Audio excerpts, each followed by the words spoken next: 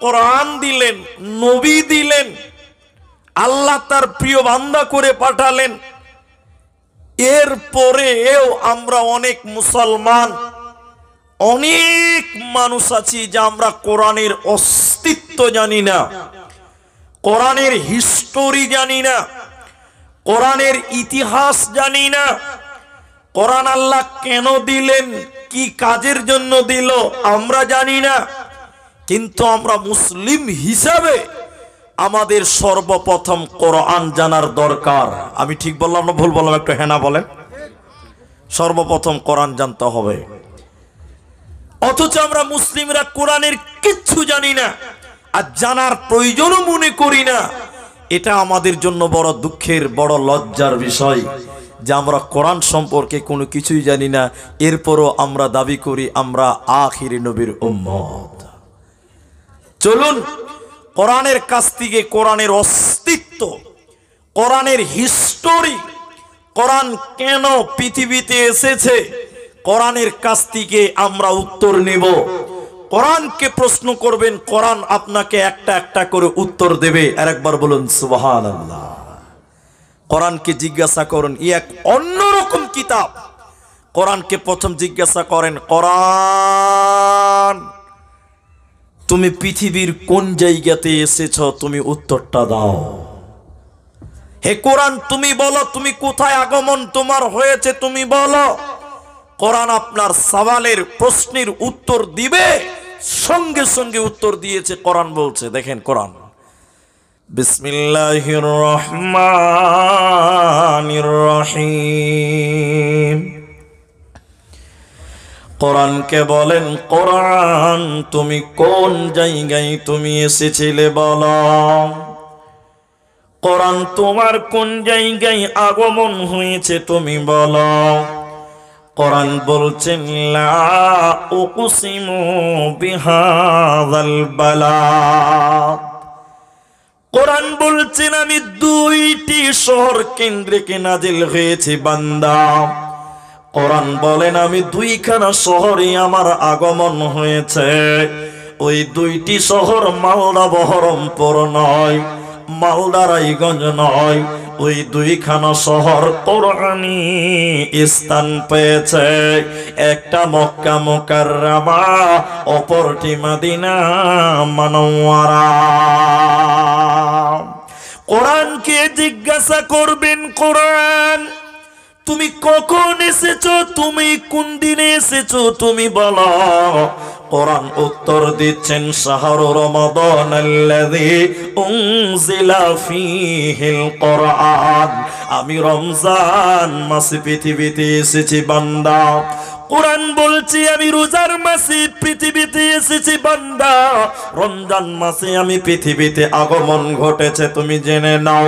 কোরআনকে আবার তৃতীয় প্রশ্ন করবেন, কোরআন তুমি বলো, ওরে আল্লাহর কালাম তুমি বলো, রমজান মাসে কোন টাইমে তোমার আগমন হয়েছে তুমি বলো। কোন সময় তোমার আগমন হলো, দিনে না রাতে তুমি বলো। কোরআন বলছে, বিসমিল্লাহির রহমানির রহিম। ইন্না আনজালনাহু ফী লাইলাতিল কদর। রমজানের শেষের দশের বেজরের রাত্রিতে লাইলাতুল কদরে আমার আগমন হয়েছে বান্দা। তাহলে কোরআন প্রশ্নের উত্তর দিতে আছে রমজান মাসে রাতের বেলায় সাবে কদরের রাত্রিতে আমার আগমন হলো।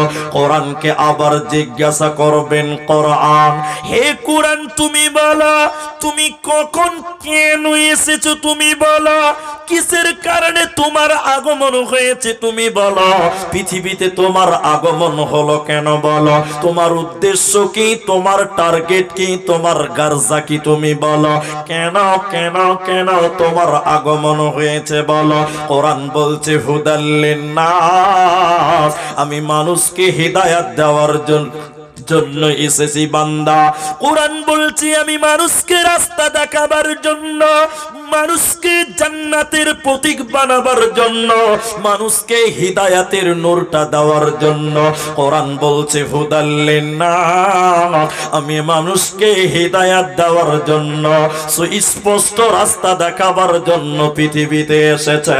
কোরআন আপনার প্রতিটি প্রশ্নের উত্তর দেওয়ার জন্য এসেছে। শুনে নাও, কোরআন বলছে হুদাল্লিন্নাস, আমি মানুষের জন্য হিদায়াত। এজন্য বলছে কোরআন, তুমি বলো তোমার ভিতরে কি আছে, তুমি বলো। কোরআন বলছে রব্বানা আতিনা ফিদ দুনিয়া হাসানাতাও ওয়া ফিল আখিরাতি হাসানাতাও ওয়া কিনা আযাবান নার। কোরআন বলছে তুমি যদি আমাকে মেনে নাও, তুমি এ জগতের বাদশা হবে, রাজা হবে, মরার পর জান্নাতি তুমি হয়ে যাবে। এই দুনিয়াতে তুমি সাফল্য কাম হবে, মরার পর তুমি জান্নাতি বেনে যাবে। অতএব তুমি কোরআনকে মেনে চলো। কোরআন বলছে হুদাল্লিন্নাস, আমি মানুষকে রাস্তা দেখাবার জন্য এসেছি। এজন্য মুসলমান তুমি কোরআন মেনে নাও।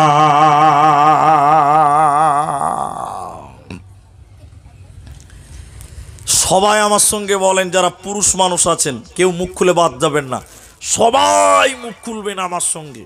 দেখেন আমার দিকে, দেখেন আমার সঙ্গে সবাই বলেন একবার, তাহলে এই কোরআন পৃথিবীতে এসেছে কেন? যা বাবা, কিসের জন্য এসেছে? মানুষকে রাস্তা দেওয়ার জন্য, জান্নাতের রাস্তা দেওয়ার জন্য, হিদায়াতের জন্য।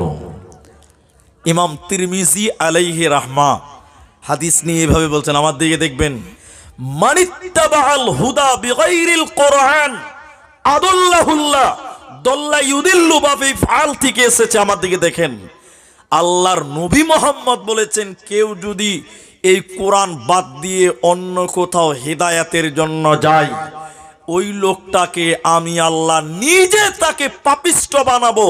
দাল্লা ইউদিল্লু, আল্লাহ নিজে তাকে গুমরাহ করবেন, জাহান্নামী বানাবেন। বলুন নাউজুবিল্লাহ। তাহলে আমার সঙ্গে বলুন, কোরআন থেকে সবাই নেব হেদায়াত। কি নিবেন বলুন? হেদায়াত। কিন্তু এই কোরআন থেকে আবার সবাই হেদায়াত পাবে না। এই কোরআন থেকে সবাই হেদায়াত পাবে না। আল্লাহর কোরআন বলছে হুদাল্লিল মুত্তাকি, মুত্তাকিদের জন্য হিদায়াত। আল্লাহ কোরআনে কি বলছেন অন্য জায়গায়? আমার দিকে খুব অ্যাটেনশন হবেন, এদিক ওদিক তাকাতেই হবে না। আল্লাহ কোরআনে বলছেন সূরা আনফাল, আল্লাহ বলছেন ওয়া ইযা তুলিয়াত আলাইহিম আয়াতুহু যাদাতুহুম ঈমানা। মুমিন, তুমি যখন কোরআন তেলাওয়াত করবে তখন তোমার ঈমান বৃদ্ধি হবে। মুমিন, যখন তুমি কোরআন তেলাওয়াত করবে তখন তোমার ঈমান বেড়ে যাবে। এজন্য মুসলমান, তুমি কোরআন তেলাওয়াত করো, এই কোরআন তোমাকে জান্নাতি বানিয়ে দেবে। এই দুনিয়াতে তোমার আমালকে বৃদ্ধি করবে, নেকিকে বাড়িয়ে দিবে। তাই আমার আল্লাহ বলেন ওয়া ইযা তুলিয়াত আলাইহিম আয়াতুহু যাদাতুহুম ঈমানা। মুমিন দেখবে রে, ও যখন কোরআন তেলাওয়াত করবে তখন তার ঈমান বাড়বে। কিন্তু বেঈমানের ঈমান বাড়বে না, বেঈমানের ঈমান বাড়বে না। এদিকে দেখেন, আমার দিকে দেখেন, ওই তিনটা ছেলে আমার শ্রোতা খুব ভালো হয়েছে, একদম মনের মতন শ্রোতা। এইদিকে দেখেন, এই উদাহরণটা আপনাদের কতটুকু মনে আছে জানি না। এই যে রাস্তায় গাড়ি চলছে, টোটো, টুকটুকি, 3 চাকা, এই গাড়িগুলো চলছে ব্যাটারিতে, তাই তো? আবার ইনভার্টার চলছে, লাইন চলে যেছে, তারপরও মাইক বাজছে, ওটা ব্যাটারিতে, ব্যাটারিতে না? আমাদের এই কলেজ মোড় বাঁধান, এই মোড়টাতে একজন দোকানদার, ওর কাজ হলো ব্যাটারি চার্জ করা, বুঝতে পারলেন? তো একটা ব্যাটারি চার্জ করবে, টাকা নিবে 20 টাকা। মুখ খুলে বলেন ক টাকা বললাম? 20 টাকা। ওই টাকা একটা পড়লো, ওটা পরে লওয়া যেছে 20 টাকা। আমার দিকে দেখেন, এখন একটা দোকানদার 15-20টা ব্যাটারি দোকানের বারান্দাতে, এদিকে এদিকে দোকানের কারে তার লাগিয়ে দিয়েছে, কারেন্ট ভরছে, মানে চার্জ হচ্ছে। আর এটা পাগল পাগল পাগল বুঝেন তো, খেপা খেপা খেপা ওই দোকানের সামনে দিয়ে যাচ্ছে, তো এরকম করে বড় বড় করে দেখছে আর বলছে এই এত বড় বড় প্লাস্টিকে কি হচ্ছে ভাই, কত মাথা মোটা, ব্যাটারিকে প্লাস্টিক বলছে।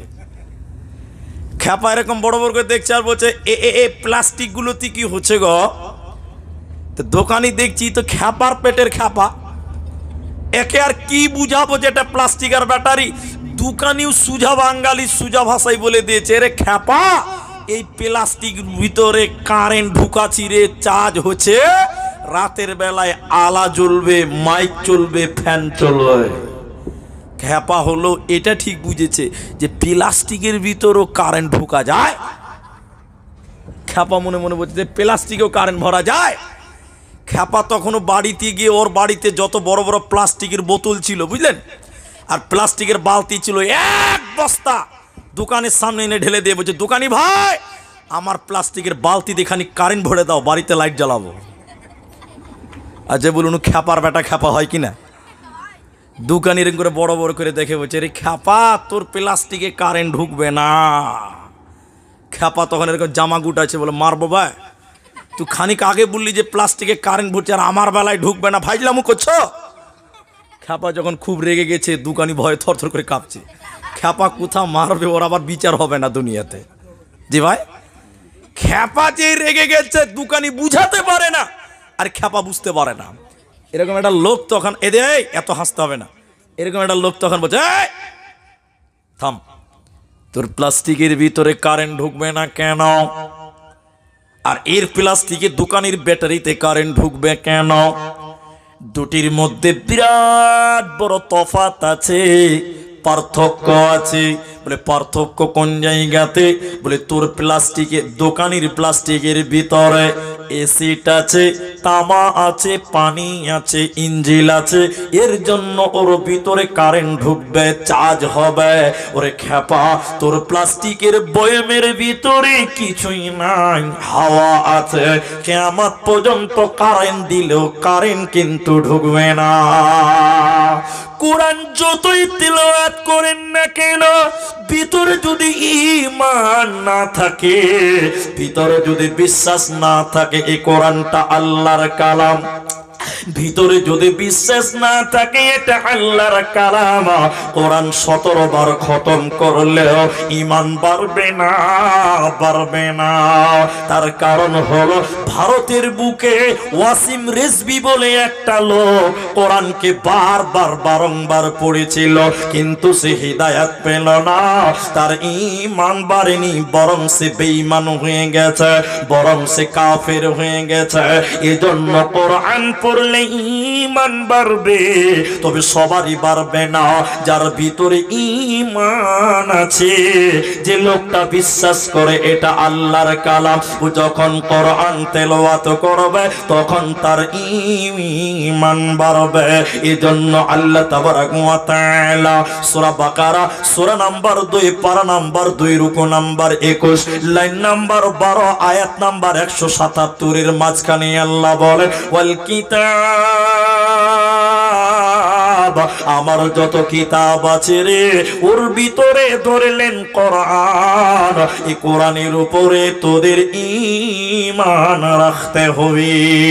আল্লাহ তাবারাক ওয়া তাআলা বলেন, আমার যত আসমানি কিতাব আছে রে, তাওরাত বলেন, ইনজিল বলেন, জবুর বলেন, কোরআন বলেন, এগুলো অনেকগুলো বিকৃত হয়ে গেছে, কিন্তু কোরআন বিকৃত ঘটেনি। তা আমার আল্লাহ বলেন, ওয়াল কিতাব বামানা ওয়াল কোরআন, আমার কোরআনের উপরে তোদের ঈমান রাখতে হবে। যদি কেউ কোরআনকে সন্দেহ করে ও কোনোদিন আল্লাহর জান্নাতে যাবে না, পাবে না, পাবে না। এই জন্য মুসলমান এই কোরআনকে তুমি ঈমান আনো, পরকালে বেঁচে যাবে, মরার পর জান্নাতে যাবে, তোমার কোনো চিন্তা রবে না। আমার মুসল্লি আমার দিকে তাকান, আমার সামনে যারা শ্রোতা আছেন সবাই বলবেন এটার নাম ঈমান। এই কোরআনের ভিতরে কোনো ভুল আছে? এতগুলো লোক বলে না কোরআনে ভুল আছে না। আপনারা বুঝেন না শ্রোতা কাকে বলে। বাংলাদেশের বক্তব্য শুনছেন, বক্তা বলবে অর্ধেক আর শ্রোতা বলবে অর্ধেক, এর নাম জলসা। আর এইদিককার লোক মনে করবে যে মুলি সাহেব বলবে তো তুমি ডেকেছি তো তোমাকে বলার লিগা, আমাদেরকে কেন বলাইবে, এরকম মনে মনে নিয়ত করে অনেক লোক আছে যে মুলি সাহেব বলবে আমরা কেন বলবো। তো একটা ইমানের পরীক্ষা। সবাই আরেকবার বলুন, এই কিতাবে কোনো ভুল আছে ভাই? নাই, কোনো ভুল নাই। কিন্তু এদিকে দেখেন কোরআনের একটা আয়াত পড়বো, 2 মিনিট আমার দিকে তাকিয়ে থাকেন। মক্কার মুশরিক কাফির ওরা বলতো এই কিতাবটা আল্লাহর কালাম নয়, বলুন নাউযুবিল্লাহ। ওরা বিশ্বাস করতো না, ঈমান ছিল না। ওরা বলতো এই কিতাবটা আল্লাহর নয়, বরং এই কিতাবটা নবী মুহাম্মদ সাল্লাল্লাহু আলাইহি সাল্লাম বাড়িতে বসে বসে বানিয়েছে। আরেকবার বলুন নাউযুবিল্লাহ। পৃথিবীর কেউ কোরআন বানাতে পারবে? এতগুলো লোক বলে না পারবে, পারবে না। আল্লাহ এভাবে বলেননি। আমার দিকে দেখেন, আল্লাহ বলছেন হযরত মুহাম্মদ সাল্লাল্লাহু আলাইহি সাল্লাম একজন মানুষ, তুমি আমি যেরকম মানুষ মুহাম্মদ সাল্লাল্লাহু আলাইহি সাল্লাম ওই রকমই মানুষ। পার্থক্য কোন জায়গায়? উনার কাছে ওহী আছে, আপনার আমার কাছে ওহী আছে না। বাকি তিনি ঘুমায় আপনি ঘুমান, তিনি বাথরুম করে আপনি বাথরুম করেন, তিনি কর্ম করেন আপনি কর্ম করেন, তিনি কাপড় বিক্রি করেছেন আপনি কাপড় বিক্রি করেন। সব পার্থক্য তার কাছে জিবরাইল আছে, আপনার আমার কাছে জিবরাইল নাই, আসে না। এবার আমার দিকে দেখেন, মক্কার কাফেরেরা বলতো এটা আল্লাহর কালাম নয়। তারা বলতো নবী মুহাম্মদ কবি হয়ে গেছে, সাহিত্যিক হয়েছে। কেন নবীকে কবি বলতেন কেন? আজকের ছেলেরা কবি রবীন্দ্রনাথের নাম জানে, ধীরেন্দ্রনাথের নাম জানে, ঈশ্বরচন্দ্র বিদ্যাসাগরের নাম জানে, কবি নজরুলের নাম জানেন। কবিতা কাকে বলে? আতা গাছে তোতা পাখি, ডালিম গাছে মৌ, একে কবি বলা হয়, এটাকে কবিতা বলা হয়। মুহাম্মাদুর রাসূলুল্লাহ সাল্লাল্লাহু আলাইহি ওয়াসাল্লামকে কবি বলছিলেন কেন? মক্কার কাফেরেরা বলেছিল বিশ্বনবী এই কোরআনটা বাড়িতে বসে বসে বসে বসে বানিয়েছে, আর নবী কবি হয়ে গেছে, না হলে তিনি এত সুন্দর কোরআন বানাতে পারতো না। কোরআন কত সুন্দর কবিতা, আমার দিকে দেখুন। কোরআনের মিলটা শুধু একটু আমার দিকে অ্যাটেনশন হন। আল্লাহ কোরআনে বলছে ওয়াশ-শামসি ওয়া দুহাহা ওয়াল কমারি ইযা তালাহা ওয়ান নাহারি ইযা জাল্লাহা ওয়াল লাইলি ইযা ইয়াগশাহা ওয়াস সামাই ওয়া মা বানাহা ওয়াল আরদি ওয়া মা তাহাহা ওয়া নাফসিন ওয়া মা সাওয়াহা ফাআলহামাহা ফুজুরাহা। সবশেষে হা হা হা। এত সুন্দর মিল দেখার কারণে মক্কার কাফেররা বলেছিল, মুশরিকেরা বলেছিল এটা আল্লাহর নয়, বরং নবীজি বাড়িতে বসে বসে বানিয়েছে। এজন্য বিশ্ব নবীকে তারা কবি বলেছিল কবি হয়ে গেছে। না না না, বিশ্ব নবী কোনোদিন কবি হয়নি। শুনে নাও, এই কোরআনটা নবীজির নয়। আল্লাহ কোরআনে বললেন শুনে নাও, যদি তোমরা দাবি করে কোরআনটা মুহাম্মদ বাড়িতে বসে বসে বসে বসে বানিয়েছে, আমি আল্লাহ তোমাদেরকে বললাম, ওরে সুলতানগঞ্জের মুসলমানেরা, ওরে কালিয়াচকের মুসলমানেরা, তোমরা যদি বলো নবীজি কোরআন বানিয়েছে, আমি আল্লাহ বললাম তোমরাও তো মানুষ, তাহলে তোমরা এই কোরআনের মতন একটা কিতাব তোমরা বানিয়ে দেখাও। এই কিতাবের মতন একটা কোরআন তোমরা বানিয়ে দেখাও। 114টা সূরা লিখতে হবে না, 30 পারা বানাতে হবে না। আল্লাহ তাবারাক ওয়া তাআলা বলেন একটা আয়াত বানিয়ে দেখাও। কালিয়াচকের মুসলমান, দুনিয়ার লোক, তোমরা একটা আয়াত বানিয়ে দেখাও কোরআনের মতন। ইন কুনতুম সাদিকিন, যদি তোমরা প্রকৃত সত্য হয়ে থাকো। পৃথিবীর কেউ কোরআন বানাতে পারেনি, ভবিষ্যতেও কেউ পারবে না। এরই নাম কোরআন। তাই আমার আল্লাহ বলেন ওয়াল কিতাব, এই কিতাবের উপরে, এই কোরআনের উপরে তোমাদের ঈমান রাখতে হবে যদি তোমরা জান্নাতি হতে চাও। এটা মাদ্রাসার জালসা, কোরআন কি জিনিস ওইটাই আপনাকে বুঝাবো। কোরআন পড়লে নেকি হবে, সবাই বলুন কোরআন পড়লে কি হবে? কোরআন শুনলে কি হবে? নেকি। কোরআন পড়লে নেকি, কোরআন শুনলে নেকি, কোরআন মানলে নেকি, কোরআনের পেছনে টাকা দিলে নেকি, কোরআনের পেছনে সময় দিলে নেকি। বলুন সুবহানাল্লাহ।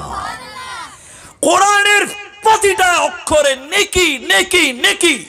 এদিকে দেখেন, আমার দিকে দেখেন, এরকম একটা কিতাব, এটা নয়, এটা কিন্তু কোরআন। এরকম একটা কিতাব লন্ডন থেকে নিয়ে এসছে। কোথা থেকে নিয়ে এসছে বললাম? কিতাবটার দাম নিয়েছে 1.5 লক্ষ টাকা দাম। 1.5 লক্ষ টাকা দাম। এদিকে দেখেন আমার দিকে, সারাদিন বিন বিন বিন বিন করে চশমা দিয়ে কোরআন এই কিতাবটা পড়ছে, কিতাবটা পড়ছে, কিতাবটা পড়ছে। আচ্ছা বলুন, জ্ঞান বাড়বে এই গ্যারেন্টি দেওয়া যাবে? যাবে না। কেন যাবে না? কারণ অনেকেই কিতাব পড়ে আরো গুমরা হচ্ছে না? এরা কথা হচ্ছে না? এই জন্য কিতাবটা পড়লে জ্ঞান বাড়বেই এই গ্যারেন্টি দেওয়া। নেকি পাবে? নেকি না। কিন্তু এবার সবাই বলুন, এটার নাম কোরআন। সবাই বলুন, এটার নাম কি বললাম? এই কোরআন পড়লে জ্ঞান বাড়বে, এতে কারো সন্দেহ আছে? একটু প্রমাণ করি তাইলে। ভাই, মাদ্রাসা ছাত্রদের কত বুদ্ধি জানেন? আমি কোনো স্কুলের ছাত্রদের ছোট করছি না, নাউজুবিল্লাহ আস্তাগফিরুল্লাহ, আমার দিলে ওইটা নাই, কিন্তু বুঝাচ্ছি খালি যে মাদ্রাসার ছেলেদের ব্রেন কত ভালো। দেখেন এদিকে আমার দিকে দেখেন, এক জায়গায় প্রতিযোগিতা হচ্ছে, কেউ উত্তর দিবে। দেখো, স্কুলের ছাত্র আছে, মাদ্রাসার ছাত্র আছে। বলছে একটা 3 বিঘা জায়গাতে একটা পুকুর করা আছে। পুকুর বুঝলেন? 3 বিঘা জায়গাতে পুকুর করেছে, পুকুরে একদম ভর্তি পানি, পুকুরে থই থই করছে পানি। ওই 3 বিঘার পুকুরের পানি একটা বালতিতে ভরতে হবে। এই স্কুলের ছেলেরা বলো, এই পানিগুলো একটা বালতিতে ভরতে পারবা তোমরা কেউ? আচ্ছা বলুন, 3 বিঘার পানি কেউ একটা বালতিতে ভরতে পারবে? এরা কথা বলবে না?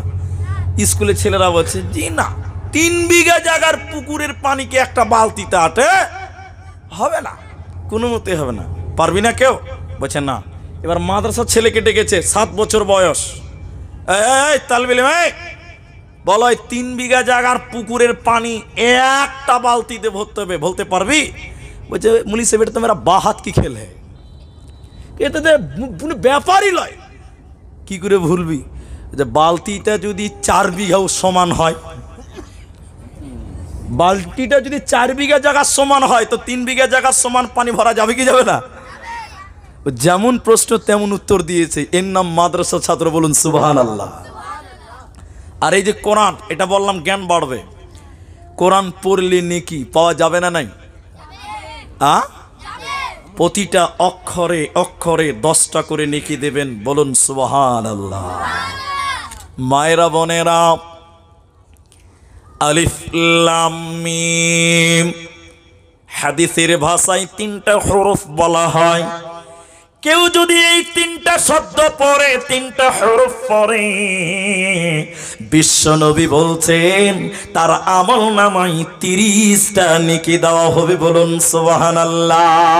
কোরআনের প্রতিটা অক্ষরে অক্ষরে 10টা করে নেকি দেওয়া হয়। আপনার মাদ্রাসার ছেলেরা যারা হাফিজিয়াতে পড়ে, যারা হিফজ করছে, দেখো রাত 2:30টার সময় উঠে বলছেন ইয়াসিন আল কোরআনিল হাকিম। আল্লাহ কত খুশি হবেন। আল্লাহ বলবেন তোকে মাফ করলাম, তোর বাপ মাকে মাফ করলাম, তোর জায়গিরকে মাফ করলাম। যে ছেলেটা ফজরের নামাজ পড়ে মাদ্রাসার মসজিদে বসে ঝুঁকে ঝুঁকে বলবে ইয়াসিন আল কোরআনিল হাকিম, এই ছেলেটার প্রতি আল্লাহ কত খুশি হবেন। শুধু এই ছেলেটার প্রতি নয়, এই ছেলেটার পেছনে যারা টাকা খরচা করবে গ্রামবাসী, ওর প্রতি আল্লাহ রাজি খুশি হয়ে যাবে। মাদ্রাসাওয়ালাদের উপরে আল্লাহ রাজি হবে।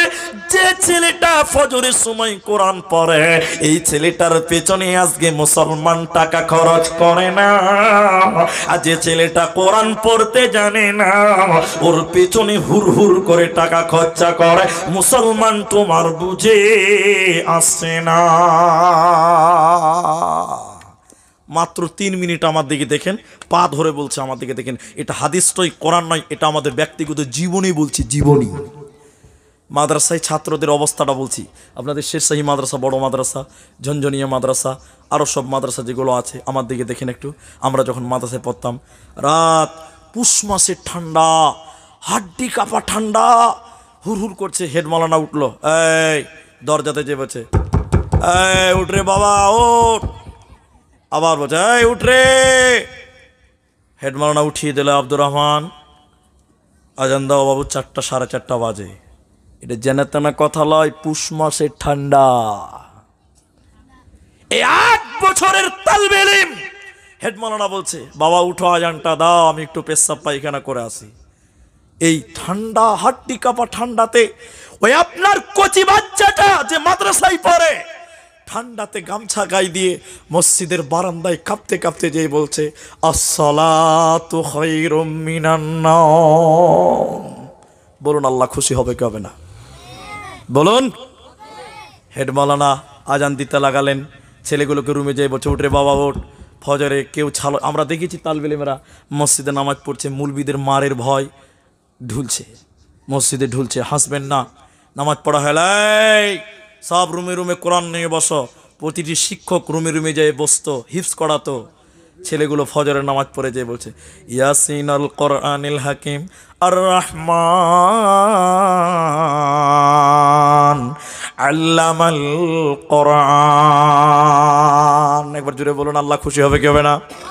আল্লাহ এত খুশি হয়ে বলবে, তুই মাপ, তোর বাপ মাপ, তোর কমিটি মাপ, তোর গ্রামবাসী মাপ, এত খুশি হয়ে যাবে।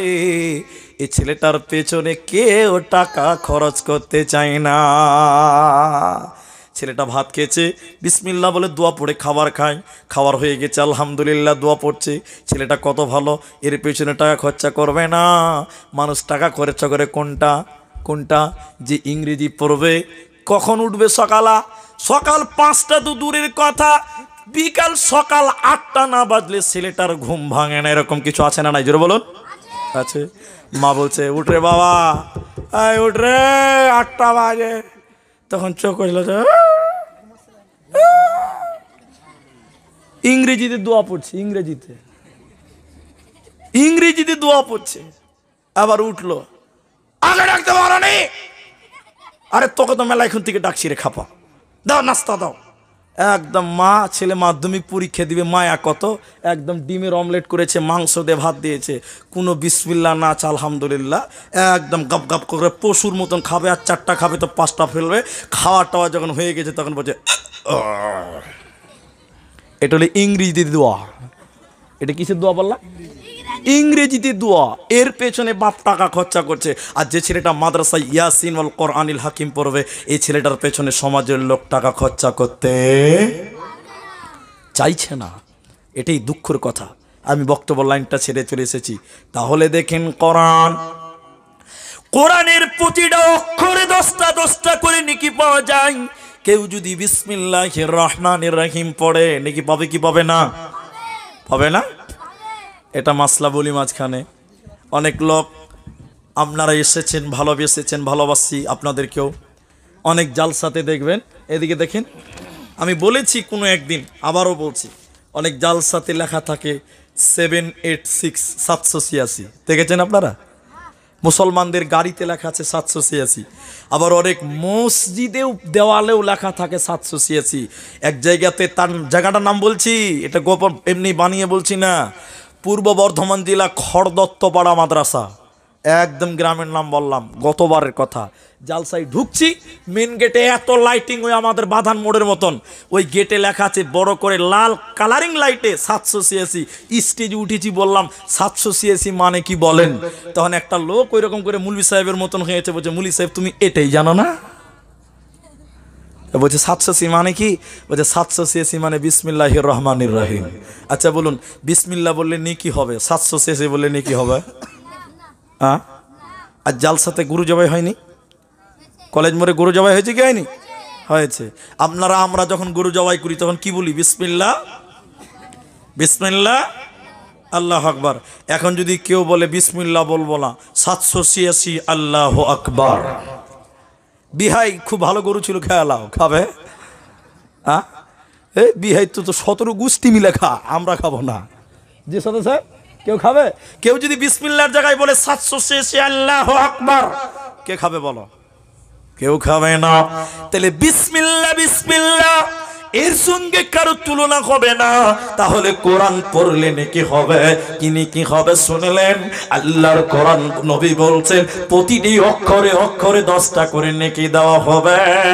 অতএব শুনে নাও, এই কোরআনের প্রতি তোমরা ঈমান আনো, এই কোরআনের পেছনে তোমরা সময় বের করো। মরার পর আল্লাহ তোমাদেরকে জান্নাতে দেবে, কোনো চিন্তা রবে না, রবে না, রবে না। কোরআন এমনই একটা কিতাব যে শুনতো সে ঈমান আনতো, যে কোরআন শুনে সে ঈমান আনে। আমার ভাইয়েরা মায়েরা আমার দিকে শুনেন, বোনেরা বেটিরা খালারা কান করে শুনেন, আমার দিকে দেখুন। মক্কার কাফেরেরা বলতো নবীর কথা তোমরা কেউ শুনবে না, কিন্তু নবী কোরআন তেলাওয়াত করে, যে কোরআন শুনে সেই তো ঈমান আনে। আর কাবাতে বিভিন্ন দেশের লোকেরা মক্কাতে কাবা জিয়ারতে আসতো। আবু জাহাল উতবা সাইবা তারা বলে বেড়াতো, ও বিদেশি লোকেরা, আমাদের এখানে একজন পাগল আছে, তোমরা সেই পাগলের কথা শুনবে না। পাগল মানে নবীজির কথা বলা হচ্ছে। বিদেশি লোকেরা বলছে ঠিক আছে শুনবো না। এটা কেমন পাগল যার জন্য এলান করা হচ্ছে, প্রচার করা হচ্ছে? বিদেশি লোকেরা বলছে আমরা পাগলের কথা শুনবো না, কিন্তু দেখবো। বলে কেমন করে দেখবি, শুনবি না? এবার তারা বলতে লাগলো কানটা বন্ধ করে দাও, কানের ভিতরে আঙুল ঢুকিয়ে দাও, শুনতে পাবে না, দেখতে পাবে। কাফিরেরা বিদেশ থেকে যারা মক্কাতে এসেছিল, বাইতুল্লাহতে কাবাতে যারা এসেছে, আমার ভাইয়েরা আমার মায়েরা কান করে শোনেন। এবার তারা কানের ভিতরে আঙুল দিয়ে নবীজির দিকে দেখতে গেল। বিশ্ব নবীকে যখন দেখে নিল, নবীজির চেহারা, নবীজির সূরত, নবীজিকে দেখে তারা অবাক হয়ে গিয়ে বলেছিল ইনি কোনোদিন পাগল হতে পারে না, পারে না, পারে না। যে লোকটা এত সুন্দর চেহারা, ইনি কোনোদিন পাগল হতে পারে না। পাগলকে দেখলেই চিনা যাবে, তার চুলগুলো উস্কো উস্কো, তার চেহারাতে ময়লা থাকবে, ধুলোমালি থাকবে। এত সুন্দর চেহারা, তিনি কোনোদিন পাগল হতে পারে না। বিদেশের লোকেরা কান থেকে আঙুল সরিয়ে নিল। আল্লাহর নবী কাবার সামনে হাকিমের পাথরে হেলান দিয়ে বলছিল সূরা রহমান, কেউ বলেছেন সূরা কাহাফ তেলাওয়াত করছিলেন। নবীজির জবানে কোরআন শুনলো, বিদেশে কাফেররা নবীজির জবানে কোরআন শুনলো, আর থামতে পারলো না। নবীজির সামনে বসে গেল, নবীজির হাতে হাত রেখে কালেমা পড়ে তারা ঈমান এনেছিল। কোরআন এমনই একটা কিতাব, যে কোরআন শুনতো সেই কোরআনের প্রেমে পড়ে মুসলমান হয়ে যেত।